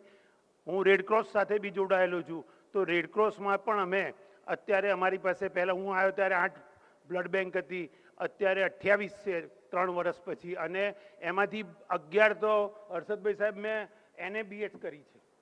એટલે એનાથી સ્ટાન્ડર્ડાઇઝ, એટલે તમે બધા મેનેજમેન્ટના વિદ્યાર્થીઓ છો અને મેનેજમેન્ટ સાથે સંકળાયેલા છે એટલે કોઈ પણ વસ્તુ હોય તો NABH બ્લડ બેંક એટલે શું, સાદી બ્લડ બેંક ને NABH વચ્ચે ફેર શું, તો એના સ્પેસિફાઈડ નોર્મ્સથી એ કામ કરેલું હોય તો જ એને NABH સર્ટિફિકેટ મળે છે. અને લેબોરેટરીમાં પણ એવું છે, NABL એટલે લેબોરેટરી બી જો એમણે અપ ટુ ડેટ બધા ઇક્વિપમેન્ટ અને એના જે નોર્મ્સ હોય એ ફોલો કર્યા તો જ NABL મળે. તો તમે બધા મેનેજમેન્ટ સાથે જોડાયેલા છે, ઘણા બધા લોકોને ઘણી બધી તકલીફો છે અને મેનેજમેન્ટનો વિદ્યાર્થી ને બધું. અમે નાના હતા ત્યારે અમે એટલે સ્કૂલમાં ભણતા હતા ત્યારે એવી વાત કરતા હતા MBA એટલે શું, તો મને બધું આવડે. એ શબ્દ અત્યારે તો આ બધાને જરૂરી છે. અત્યારના મેનેજમેન્ટની મેં કીધું એમ કે સેવાકીય જે તમે આ સંસ્થામાંથી ભણીને નીકળ્યા અને સેવાકીય આદર્શ સાથે તમે નીકળ્યા છે તો તમારી સાથે જે રૂરલમાં તમે જ્યાં જોડાયેલા હોય ત્યાં કામ કરો અને NGO સાથે ખરેખર સમાજની એક વ્યવસ્થામાં આપણે ભાગરૂપ થઈએ અને મેનેજમેન્ટનો વિદ્યાર્થી કંઈ પણ ના આવડતું પણ શીખવાની ધગશ ધરાવતો હોય છે અને એનું પરિણામલક્ષી સુધી પહોંચી શકે છે. તો તમને બધાને આટલું કામ જેટલું, એટલે હું આપને વિનંતી કરું છું કે આ જે સેવાકીય સંસ્થાઓમાં જે કામ કરતા હોય હજી ઘણાને જરૂર છે તો મદદરૂપ થવા વિનંતી છે. ફરીથી આ સંસ્થા મને અહીંયા સહકાર પર બોલાવે મારા માટે ગર્વની હર્ષદભાઈ વાત છે. મારા અને મારા ફેમિલી વતી મને ખૂબ જ આનંદ થયો છે કે આપ સૌની વચ્ચે આવવાનું થયું, આ સંસ્થામાં મને આપને મળવાનું થયું અને મને અહીંયા બોલાવ્યો અને તમને બધાને મળવાની તક આપી એ બદલ હર્ષદભાઈ સાહેબ અને એમની આખી ટીમનો ખૂબ ખૂબ આભાર. આપ સૌને ખૂબ ખૂબ અભિનંદન. જય સહકાર, જય જય ગરવી ગુજરાત.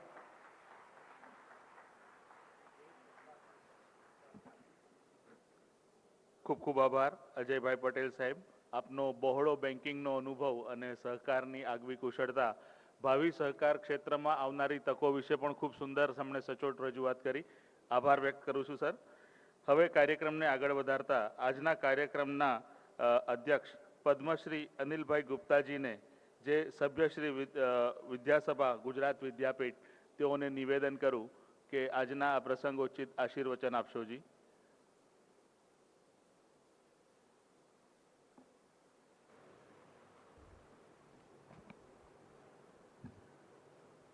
हर्षद भाई, हर्षवर्धन जी, अजय जी और सभी विभागीय अध्यक्ष एवं साथियों, 100 साल एक लंबा समय होता है, 5 पीढ़ियाँ गुजर जाती हैं इसके अंदर.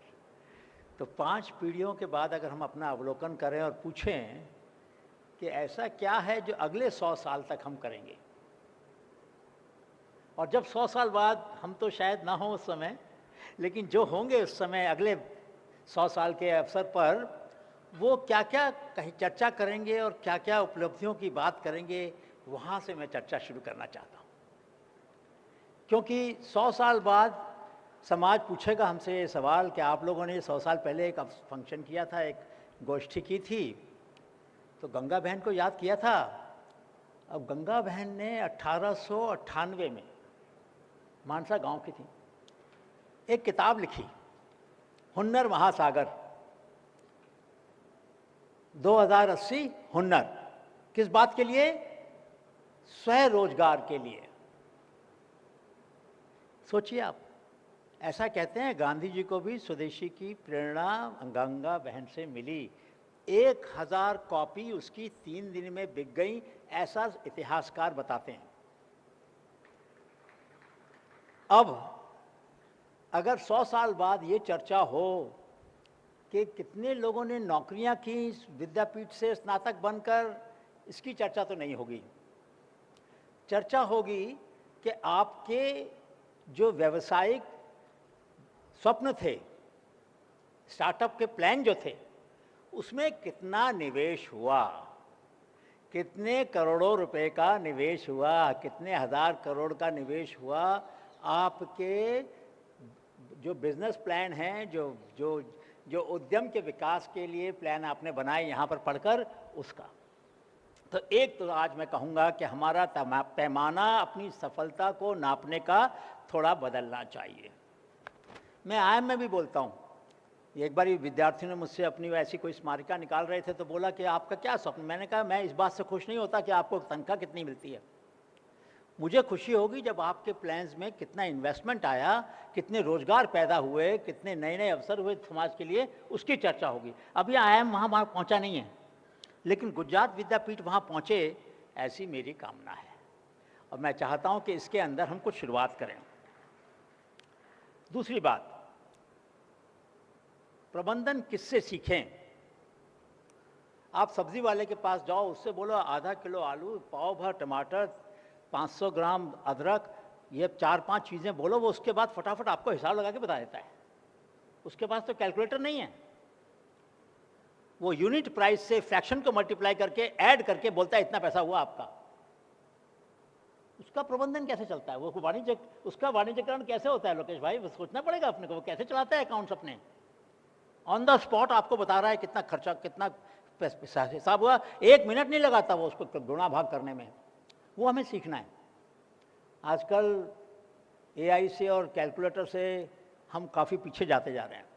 हमारा चिंतन, हमारा मंथन और हमारा अध्ययन करने का, गहरा अध्ययन करने का जो हमारी क्षमता है, वो कम होती जा रही है, ऐसा मेरा मानना है. मैं अपनी क्लास में भी अगर कोई एक पैराग्राफ भी अगर खाली एआई से जनरेटेड मिल जाता है तो मैं उसका ग्रेड कम कर देता हूँ भाई. क्योंकि कोई कारण नहीं है कि मुझे एआई का थोड़ी मूल्यांकन करना है, मुझे तो आपका मूल्यांकन करना है. सही बात है कि नहीं. तो ज़रा कोशिश करिए कि ये जो नए नए अवसर सीखने के मिल रहे हैं, उनसे हम गलत चीज़ें ना सीखें। अपने सीखने के प्रवृत्ति में हम सरल करने के चक्कर में अपना अध्ययन करने का जो अभ्यास है उसको कमज़ोर ना कर लें। गांधी जी के पास कुछ विद्यार्थी आए, बोले हमें ग्राम विकास के लिए सीखना है। तो गांधी जी बोले मैंने तो कभी गांव में काम किया नहीं, मैं तुम्हें कैसे सिखाऊंगा। और बात सही है, गांधी जी ने गांव में कभी काम नहीं किया। तो बच्चे जिद करने लगे, नहीं गांधी जी, वो समझते थे गांधी जी के पास सब सवालों का जवाब होता है। तो बोले नहीं नहीं आप बताइए, हमको आपसे सीखना है। तो बोले ऐसा है भाई, मैंने किया नहीं है, लेकिन अगर मुझे करना पड़े तो मैं क्या करूँगा ये बताता हूँ। तो बोले बताइए। बोले मैं पहले क्षेत्र तय करूँगा कि कहाँ मुझे काम करना है, फिर तय करूँगा किस वर्ग के अंदर काम करना है, किस लोगों के साथ काम करना है। तो मैं अनुमान लगाता हूँ कि चलो मुझे पशुपालकों के साथ काम करना है और इस गांव में काम करना है। तो उस गांव के अंदर मैं जाऊंगा और पता करूंगा किसकी गौशाला सबसे साफ है, किसकी गाय सबसे ज़्यादा दूध देती है। उसका सुबह से शाम तक उसकी जीवनचर्या को लिख लूंगा। फिर जिनकी गाय औसत दूध देती है उनकी भी जीवनचर्या को लिखूंगा। दोनों के बीच में जो अंतर है उसको पाटना मेरा काम होगा। बेस्ट प्रैक्टिस की बात आज से 100 साल पहले लगभग गांधी जी ने बच्चों को सिखाई। हम तो भूल गए इस बात को कि भाई जो सर्वोत्तम है, आपके बच्चे जब गांव में जाते हैं, हर गांव में जो सर्वोत्तम है अपने अपने क्षेत्रों में, जो सर्वश्रेष्ठ है, जिसका काम बहुत अच्छा है, उनको ढूंढना पहला कर्तव्य होना चाहिए हमारा। गांव में जो सात्विक प्रवृत्ति के लोग हैं, और हर गांव में और हर समाज में हमने पूरा जीवन लगाया ऐसे लोगों को ढूंढने में पूरे देश के अंदर, तो वो जब हमारा स्तंभ बनेंगे, हमारा पैमाना बनेंगे नापने का जीवन को, समाज को, अपनी गुणवत्ता को, तो बहुत तेज़ी से देश आगे बढ़ेगा। क्योंकि हमारा ध्यान उस पर नहीं जाएगा जो काम से निकम्मा है, जो कम काम कर रहा है या काम को अच्छी तरह से नहीं कर, हमारा ध्यान जाएगा वो उन पे जो सबसे सर्वश्रेष्ठ है। तो एक सीख गांधी जी से मिलती है कि पहले पता करो जिस क्षेत्र में भी काम कर रहे हो उस क्षेत्र में सर्वश्रेष्ठ कौन है, वहाँ अपना पैमाना तय करो। अब उससे आगे जाने की बात फिर हम अपने जीवन में करें। प्रबंधन सीखे कैसे, इसके कुछ 3-4 तरीके बड़े सरल हैं। एक तरीका तो ये है कि हम कोशिश करें कि जिसके जीवन को बदलना चाहते हैं उसके जीवन के स्तर पर थोड़ा रह लें। अभी कल मेरे विद्यार्थी अरुणाचल प्रदेश जाएंगे, 1 हफ्ते के लिए गांव-गांव चलेंगे और ज़मीन पर सोएंगे और वही खाएंगे जो लोग खाते हैं, और कोशिश करेंगे कि उनके जीवन का स्तर जो काफ़ी ऊंचा होता है वरना सामान्य तौर पर, और जिनके साथ हम चलेंगे बात करेंगे उनके स्तर के बीच में जो अंतर है उसको पाटेंगे 1 हफ्ते के लिए। कोई सुविधाएं नहीं मिलेंगी उनको। अब प्रश्न उठता है कि क्या ये संभव है? मैं समझता हूँ कि संभव है। अंडमान से लेकर गुरेज वैली तक सब जगह हम लोगों ने चले, सभी राज्यों में 7000 किलोमीटर से ज़्यादा चले हम लोग। ऐसा कोई गांव नहीं हमारे देश का जहां पर आदर सत्कार का भावना हो। हम अनजान, वो जानते हैं कि हम दोबारा कभी नहीं आएंगे, फिर भी कितना प्यार देते हैं। कैसा समाज है ये? अनजान लोगों को जिनसे जो कभी दोबारा नहीं मिलेंगे उनके लिए भी कितना सम्मान भाव है हमारे समाज में। ये भी तो सीखने की बात है। हम तो अपने सगे संबंधियों तक सीमित हो जाते हैं अपने क्षेत्र, प्रभाव क्षेत्र में, लेकिन उनका क्षेत्र, उनका दिल, उनका आदर भाव कितना बड़ा है, उनसे सीखें। ऐसा समाजशास्त्र में कहा जाता है कि जब किसी चीज़ को, व्यवस्था को समझना हो तो उसको बदलने की कोशिश करो। जब बदलने की कोशिश करेंगे तो जो वेस्टेड इंटरेस्ट हैं, जिनका बहुत ज़्यादा दखल है उस क्षेत्र में, वो रास्ते में आएंगे, आड़े आएंगे हमारे, और हमें पता लग जाएगा कि क्या अवरोधक हैं व्यवस्था को बदलने के लिए। हम जल्दी से उसका निराकरण करेंगे, व्यवस्था को बदलने का एक रास्ता मिलेगा। दूसरा है संवेदनाओं के संस्कार कैसे बनाए जाएं। जिन लोगों के लिए हम काम कर रहे हैं उनकी वेदना को हम कैसे समझें। तीसरा है जो विरोधाभास हैं जीवन के अंदर, जैसे 50% महिलाएं हमारे देश में एनीमिया से ग्रसित हैं। गरीबी तो 10-5% है, अब ज़्यादा नहीं रही है, 15% होगी बहुत से बहुत। आप में से कुछ बहनें हैं जिनको एनीमिया से प्रॉब्लम होगी। क्यों कि घर से हमने लोहे के बर्तन निकाल दिए, कड़छी भी लोहे की नहीं है, वो भी नॉन स्टिक है, तो लोहा जाए कैसे शरीर में? तो मतलब कि जो विरोधाभास है कि जहाँ जो समस्या नहीं होनी चाहिए वो तब भी है, उसका निराकरण कम खर्च में हम कैसे करें, इसका हमें अध्ययन करना पड़ेगा। हमें कोशिश करनी पड़ेगी जो आने वाली पीढ़ी है, जो अभी पैदा नहीं हुई, उसके लिए भी चिंता करनी होगी। आप देखिए, मैं सुबह घूमने जाता हूँ 4:30-5 बजे, तो देखता हूँ 6 बजे 5:30 के करीब जब थोड़ा उजाला होता है, लोग आटा लेके चींटियों को खिलाते हैं, कोई कुत्तों को खिला रहा है, कोई गिलहरी के लिए अनाज को दाना डाल रहा है, मटके के अंदर पेड़ पे बांध देता है, गिलहरी आके खा लेगी। वो समाज जो इतनी चिंता करता हो सब जीवों की, वो समाज फिर इतना कैसे उनकी चिंताओं को ख़त्म कर दे जब अपने उद्यम लगाता है, अपने उद्यमों में उनकी चिंता क्यों नहीं करता है, ये भी हमें प्रबंधन के अंदर पढ़ाना पड़ेगा। हम एक कोर्स हमारे यहाँ चलता है food and agri business management का, तो मैं पढ़ाता हूँ सभी विद्यार्थियों को, मैं 4-5 कोर्स अभी भी पढ़ाता हूँ। तो उसमें उनको सबको मैंने एक काम दिया कि भाई ऐसा करो, वो चीज़ें जो गांव में व्यर्थ जा रही हैं और वो चीज़ें जो बहुत ज़्यादा हैं, इन दोनों के ऊपर उनकी लिस्ट बनाओ और उनके ऊपर मुझे एक बिजनेस प्लान बना के दो। हमारे यहाँ केले की खेती होती है वलसाड में, काफ़ी सारे गुजरात के क्षेत्र में। केला आपने काट लिया, तने का क्या किया? तना तो फेंक देते हैं। उस तने का जो पानी है उसको बनाना एल्कली बोलते हैं, उसकी कीमत केले से कहीं ज़्यादा है, उसको तो फेंक दिया हमने। ये उद्यम कौन लगाएगा भाई? आपके विद्यार्थी लगाएंगे ये उद्यम। ये विद्यापीठ, मैं सभी पूर्व स्नातक उनसे भी कहूँगा कि आप लोग ज़रा भूख बढ़ाइए अपनी, ऐसे साधनों का उपयोग करने में जो आज व्यर्थ जा रहे हैं। आप पंचमहल में मक्का होती है, आप लोग भुट्टा खाते हैं, जो उसका सिट्टा है, उसके बाल को क्या करते हैं? फेंक देते हैं ना, कोई इस्तेमाल करता है उसका? मैं उसकी चाय पीता हूँ रोज़ सुबह। मेरी उम्र में प्रोस्टेट की समस्या होती है, रात को उठना पड़ता है, इसके लिए उसकी चाय पीजिए, बहुत अच्छी नींद आएगी, कोई दिक्कत नहीं है। महिलाओं को यूटीआई होता है, उसके लिए भी बड़ा अच्छा है। यानी वो बाल जिनको हम फेंक देते हैं, उसकी कीमत मक्का के दानों से ज़्यादा है। ये पढ़ाना है हमको, ये वाणिज्य में पढ़ाना है, ये प्रबंधन में पढ़ाना है। इस तरह का प्रबंधन लाना है जिससे किसानों की आमदनी बहुत जल्द हम बढ़ा सकें, उन साधनों का इस्तेमाल करके जो साधन बेकार जा रहे हैं या जो साधन ज़्यादा हैं लेकिन जिनका कोई प्रयोग नहीं हो रहा। हमारे निंदामण हैं, बहुत से निंदामण ऐसे हैं जिनकी सब्जियां हम लोग खाते थे, पहले छोड़ दिया, अभी भी वो बहुत उपयोगी हैं, लेकिन उनका अध्ययन हमने नहीं किया ना। तो प्रवास के अंदर और क्लासरूम में वो जानकारी आए, ऐसा मेरा अनुरोध है। हम लोग कोशिश करें कि नए नए उद्यम कैसे लगें। गुजरात में उद्यमिता की एक अच्छी संस्कृति रही है, लेकिन उस संस्कृति को नए आयाम तक ले जाना है।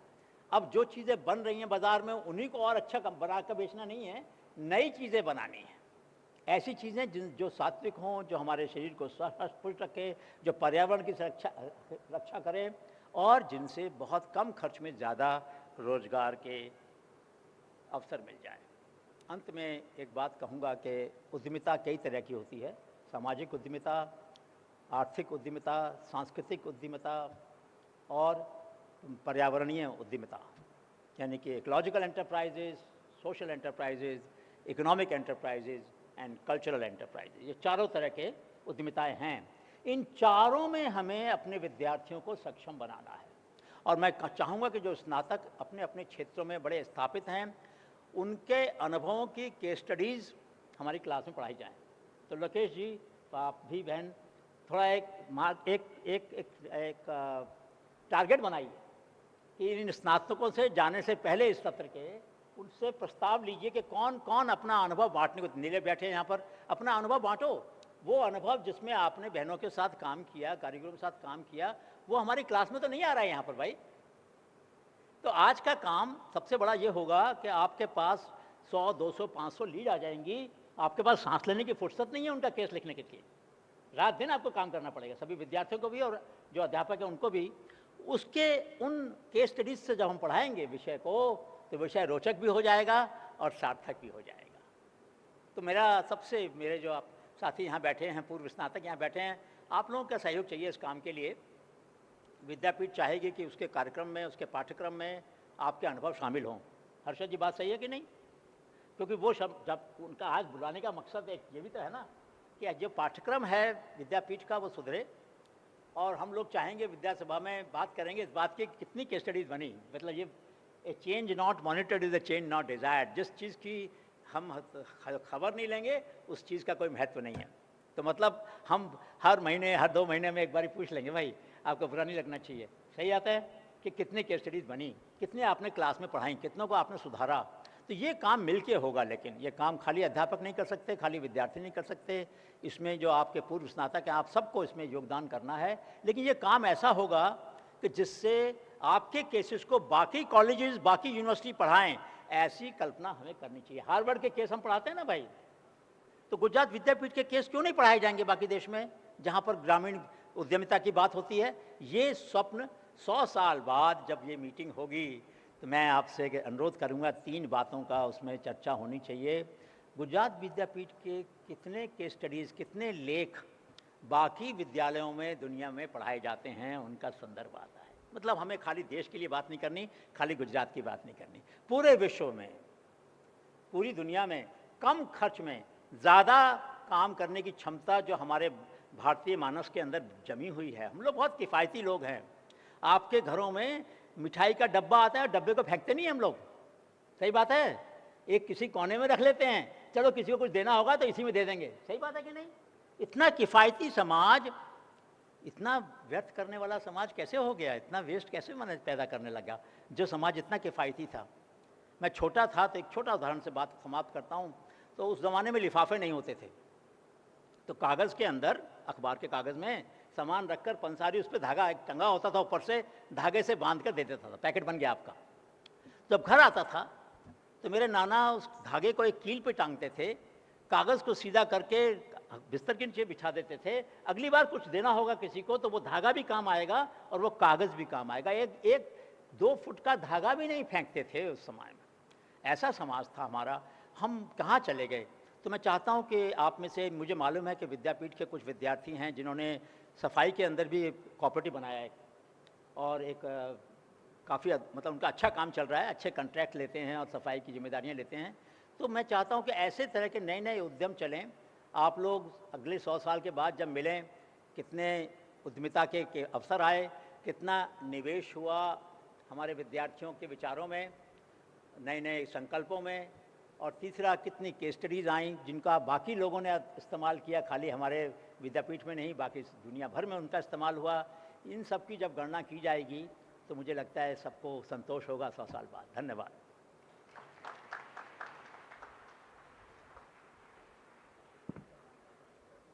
खूब खूब आभार आदरणीय अनिल भाई गुप्ता जी, आपने आपकी आगवी शैली में सभी को प्रभावित किया।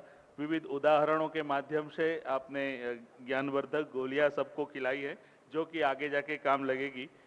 વિદ્યાપીઠનો બદલાતો દોર અને સમૂહ જીવનના પાઠ અને આપણી વચ્ચે જે કંઈ જુદા જુદા ફિલ્ડ અનુભવો છે એ આખું આ સરશ્રીએ જે આપણી સામે વજ્રવાત મૂકી આનો જ એક નિચોડ છે કે ભાઈ ઓલરેડી વિદ્યાપીઠ આ ક્ષેત્રમાં આગળ વધી રહ્યું છે અને આવા ગુરુગણો આદર્શોના આશીર્વચનો મળે તો આપણે ઓર બી આગવું કામ સુંદર કરી શકીએ। કાર્યક્રમને મિત્રો અંત તરફ લઈ જઈએ। આભાર વિધિ પછી આપણે રાષ્ટ્રગાન કરીશું તો સૌ કોઈ તે વખતે સ્થાન પર ઊભા થઈશું અને હાલમાં થોડુંક વિહરવાનું બંધ કરીએ, સ્થાન પર બેસેલા રહીએ, કાર્યક્રમને અંત તરફ લઈ જઈએ છે। આભાર વિધિ માટે હું આદરણીય લોકેશભાઈ જૈન સાહેબને હું અનુરોધ કરીશ કે આવી અને કાર્યક્રમના સમાપન માટે આભાર વિધિ કરે।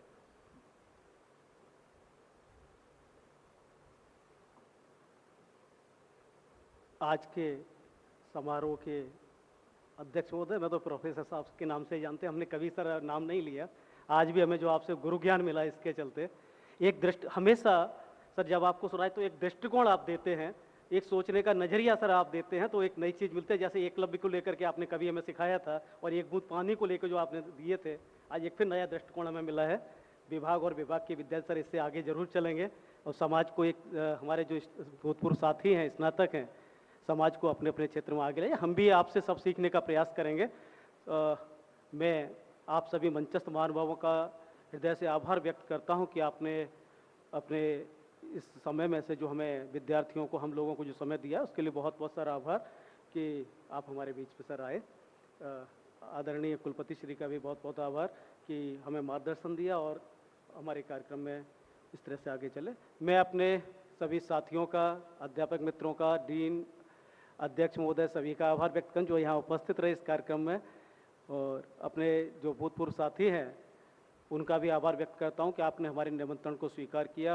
ये हमारा नहीं, आपका अपना कार्यक्रम था, आप इसमें आए, आपका बहुत बहुत आभार। हम बहुत समय न लेते हुए जिन लोगों ने भी इस कार्यक्रम को संचालन में, इस कार्यक्रम के आयोजन में अपना सहयोग दिया, जो व्यवस्था में यहाँ बैठे, उन सभी का मैं हृदय से आभार व्यक्त करता हूँ। बहुत बहुत धन्यवाद।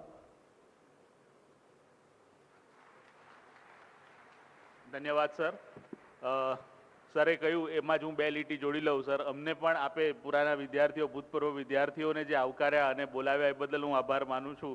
અને એવી નામી અનામી તમામ શક્તિ, વ્યક્તિ, ભક્તિ જેના થકી આ કાર્યક્રમ સાકાર બન્યો. મિત્રો, અંતમાં એક પંક્તિ કહીશ કે સુના સુના એકાંતમાં આપને કોઈ સાદ કરશે, આપની પ્રતીક્ષામાં આપને ફરી કોઈ પડકાર કરશે, જ્યાં મળ્યા હતા સ્નાતક સંઘ અધિવેશનમાં એ વિદ્યાપીઠ વારંવાર આપને ફરી યાદ કરશે. આભાર, આભાર, આભાર. સૌ સ્થાન પર ઉભા રહીશું, રાષ્ટ્રગાન સાથે રહીશું. जनगण मन अधिनायक जय हे भारत भाग्य विधाता, पंजाब सिंध गुजरात मराठा द्राविड उत्कल गंगा, विंध्य हिमाचल यमुना गंगा उच्चल जलधि तरंगा, तव शुभ नामे जागे, तव शुभ आशीष मांगे, गाहे तव जय गाथा, जन गण मंगलदायक जय हे भारत भाग्य विधाता, जय हे, जय हे, जय हे, जय जय जय जय हे।